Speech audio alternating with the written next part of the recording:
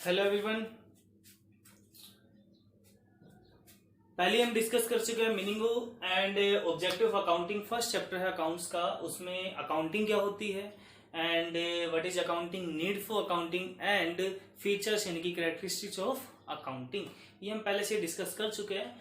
Today I will discuss on objectives of accounting and functions of accounting. यानी कि सबसे पहले आज हम देखेंगे कि अकाउंटिंग के ऑब्जेक्टिव्स क्या होते हैं। ऑब्जेक्टिव्स मीन्स पता है ना, यानी कि उद्देश्य। तो सबसे पहले हमें ये पता होना चाहिए कि हम किसी भी चीज को करने के लिए कुछ ना कुछ हमारे पास उद्देश्य होते हैं। ठीक है ना भाई, आप कोई भी वर्क करते हो उसका कुछ ना कुछ उद्देश्य होते हैं, तभी आप करते हो। ऐसी अकाउंटिंग एक छोटा सा वर्क नहीं है, ये वाइड स्कोप है इसका, यानी कि बहुत गहरा है ये। तो जब इतना बड़ा हमारे पास अकाउंटिंग हमारे पास होता है तो उसका करने का भी कोई उद्देश्य होगा। तो इनके भी हमारे पास कुछ ऑब्जेक्टिव्स है, जिसमें से कुछ पॉइंट जो बुक्स में अवेलेबल है वो यहाँ पर आपको दिए हुए हैं। जैसे वैसे तो आप अपनी तरफ से बना सकते हो, अकाउंटिंग हमारे पास हर जगह यूज होता है, मैंने बताया स्कूल कॉलेज वगैरह वगैरह, तो आप बहुत सारे ऑब्जेक्टिव्स इसमें बना सकते हो। मगर फिर भी जो हमारे पास कुछ इंपोर्टेंट है वो यहाँ पर है। नंबर 1 है to keep systematic record of business transaction. Very important point है। फर्स्ट, बिजनेस में बहुत सारी ट्रांजेक्शन्स होती है, तो उन सभी ट्रांजेक्शन्स को सिस्टमेटिक वे से रिकॉर्ड करने के लिए अकाउंटिंग की जाती है। सिस्टमेटिक मतलब डे वाइज, सीरियल वाइज, सबसे पहले कौन सा कस्टमर आया, उसके बाद कौन सा कस्टमर आया, डे वाइज, फर्स्ट डे हमारे पास क्या ट्रांजेक्शन थी, सेकंड डे क्या हुई थी। तो किसी वर्क को सिस्टमेटिक वर्क से, सिस्टमेटिक ढंग से करने के लिए हमारे पास अकाउंटिंग की जाती है। अकाउंटिंग का मुख्य उद्देश्य होता है ये। Number 2, to calculate the profit और loss. Very important point.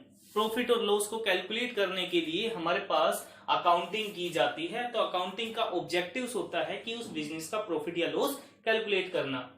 Number 3, to know the exact reason of the net profit और नेट लॉस।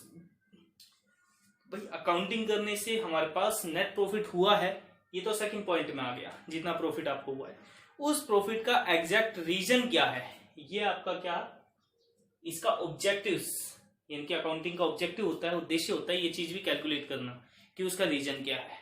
एक एग्जांपल मैं दे देता हूं। फॉर एग्जांपल मान लीजिए 2015 में आपकी जो प्रॉफिट थी वो हमारे पास 5 लाख है, 16 में 7 लाख हो गई, फिर 8 लाख, 10 लाख, और जो 2018 है उसमें प्रॉफिट आपका है मान लीजिए 15 लाख, और 19 में जो प्रॉफिट है वो 15 लाख रुपए से बढ़कर 20 लाख हो गया। तो एकदम 5 लाख रुपए इंक्रीज हो गया प्रॉफिट।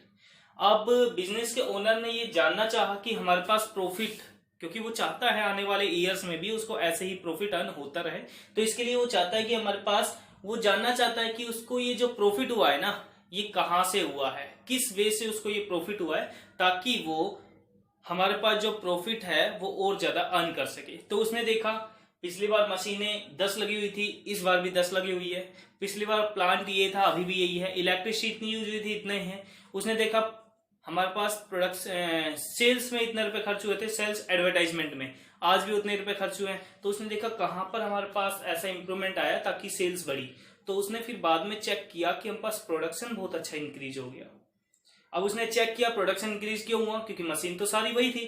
तो उसने देखा लेबर एफिशिएंसी अब की बार बहुत अच्छी निकल के आई है, क्योंकि एम्प्लॉइज पिछली बार हमारे पास जो थे उसमें छटनी कर दी गई थी, और अब की बार जो एम्प्लॉय आए ना वो एक्सपीरियंसेबल है। एक्सपीरियंसेबल मतलब उनको काम करने का बहुत ज्यादा अच्छा तजुर्बा है, बहुत ज्यादा एक्सपीरियंस है। कोई वर्कर एम्प्लॉय नया होगा तो वो एक बार में एक प्रोडक्शन निकालेगा इतनी देर में ही। अगर एक्सपीरियंस वर्कर या एम्प्लॉय होगा वो क्या करेगा, फटाक दिन से फट फट फट फट काम करके वो 5-6 प्रोडक्शन निकाल देगा। क्यों निकाल देगा, क्योंकि उसको उस चीज का क्या है, एक्सपीरियंस है। तो उसने देखा कि हमारे पास एम्प्लॉय अच्छे आने से प्रोडक्शन अच्छा आया, प्रोडक्शन अच्छा होने से हमारे पास सेल्स बढ़ी, सेल्स बढ़ने से हमारे पास प्रॉफिट बढ़ा। तो उसका एग्जैक्ट रीजन किस चीज से पता लगा, अकाउंटिंग से, क्योंकि इसने देखा नंबर ऑफ एम्प्लॉय इंक्रीज हो गए, और कौन कौन से एम्प्लॉय इंक्रीज हो उसको ये भी पता लग गया। ठीक है, तो अकाउंटिंग से हमारे पास नेट प्रॉफिट जो हो रहा है या नेट लॉस हो रहा है उसका रीजन भी पता लग जाता है। इसका अपोजिट आप ले लेना नेट लॉस। अगर लॉस हो गया तो चेक करेगा कहां पर हमारे पास नेट लॉस हुआ है। ओके, नेक्स्ट आता है हमारे पास to know the financial position of the business. Business की फाइनेंशियल पोजीशन जानने के लिए भी अकाउंटिंग वेरी इंपॉर्टेंट, बहुत जरूरी है। क्योंकि मान लीजिए अगर आपके पास अकाउंटिंग आप नहीं कर रहे हो, आपके पास सारे आइटम्स अवेलेबल है, फिर भी आप सारी चीजें करते हो, एम्प्लॉय को सैलरी भी देते हो, प्रोडक्शन भी करते हो, सब कुछ, बट नो रिकॉर्ड, उसका रिकॉर्ड नहीं है, फिर क्या होगा, ऐसी सिचुएशन आएगी जब हमारे पास आपके पास सेल करने के लिए प्रोडक्शन एम्प्लॉइज की जरूरत पड़ेगी, एडवर्टाइजमेंट के लिए पैसे की जरूरत पड़ेगी और आपको ये नहीं पता मेरे पास कितना पैसा कहाँ है, नहीं पता ना, क्योंकि आप अकाउंटिंग तो करते ही नहीं। अगर आपने अकाउंटिंग कर रखी है तो उससे ये भी पता लगता है आपकी फाइनेंशियल पोजीशन कैसी है। फाइनेंशियल पोजीशन मतलब मनी से रिलेटेड पोजीशन कैसी है, यानी कि आपकी फाइनेंशियल पोजीशन अच्छी है या नहीं है, आपको किससे कितने रुपए लेना है, किसको कितने रुपए देना है, ठीक है, आपके बिजनेस में कितनी एसेट्स अवेलेबल है, लायबिलिटी कितनी है? तो ये सारी चीजें किससे पता लगती है? अकाउंटिंग से। तो अकाउंटिंग का एक ऑब्जेक्टिव ये भी होता है, to prevent the error and frauds. तो कहता है फ्रॉड्स हमारे पास होते रहते हैं, हर एक कंपनी में कहीं ना कहीं हो ही जाते हैं छोटे मोटे, कंपनी का एम्प्लॉय कितना भी कोशिश करे फिर भी छोटे मोटे हो जाते हैं। एरर्स गलतियां भी हो जाती है, क्योंकि इंसान ही खुद हमारे पास गलतियों का पुतला होता है, तो गलतियां भी छोटी मोटी हो जाती है। तो उन सब चीजों की सुरक्षा करने के लिए भी अकाउंटिंग जरूरी है। तो अकाउंटिंग का ऑब्जेक्टिव है, उद्देश्य है इस चीज की जांच करने के लिए। प्रिवेंट मतलब रोकना, तो इसको रोकना किसका उद्देश्य है? अकाउंटिंग का।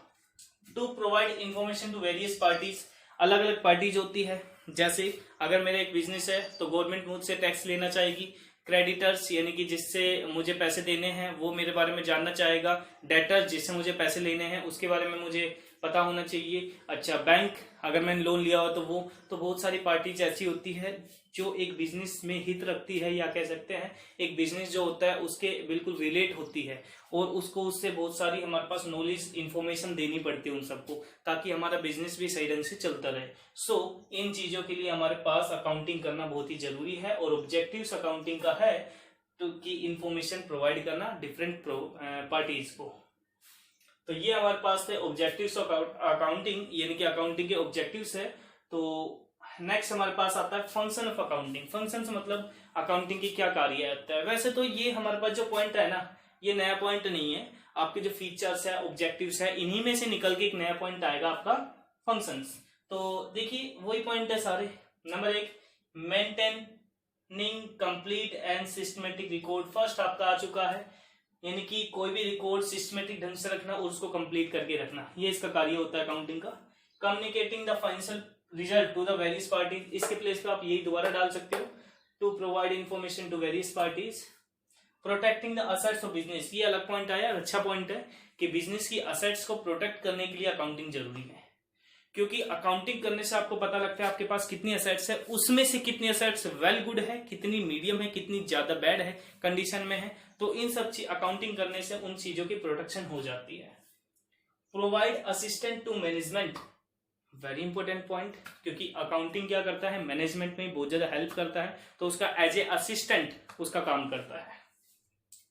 कंप्लेंशन of legal needs, legal needs यानी कि जो भी लीगल फॉर्मेलिटीज होती है, जैसे जीएसटी पे करना, इनकम टैक्स पे करना, और भी जो बहुत सारी लीगल फॉर्मेलिटीज होती है, तो अकाउंटिंग उन सब चीजों में हमारी हेल्प करता है। तो इसका एक फंक्शन होता है, कार्य होता है। Fixing responsibility, very important point है। अकाउंटिंग करने से हमारे पास हमारे बिजनेस में कितने टाइप के वर्क होने चाहिए और उसको कितने कितने अलग अलग पार्ट्स में डिवाइड किया हुआ है, कह सकते हैं क्लासिफिकेशन ऑफ, बता देना क्लासिफिकेशन। तो क्लासिफिकेशन ऑफ वर्क्स, उस वर्क्स का कितने टाइप में क्लासिफिकेशन किया हुआ है, अलग अलग क्लासिफिकेशन, इंडिविजुअल एक हमारे पास मैनेजर या फिर कोई एक एम्प्लॉय या फिर ऑपरेटर रख दिया जाता है, और सबकी अलग अलग रेस्पॉन्सिबिलिटी हो जाती है। ये अकाउंटिंग का एक फंक्शन है। ओके, वेल देन इसको राइट डाउन कर लो आप।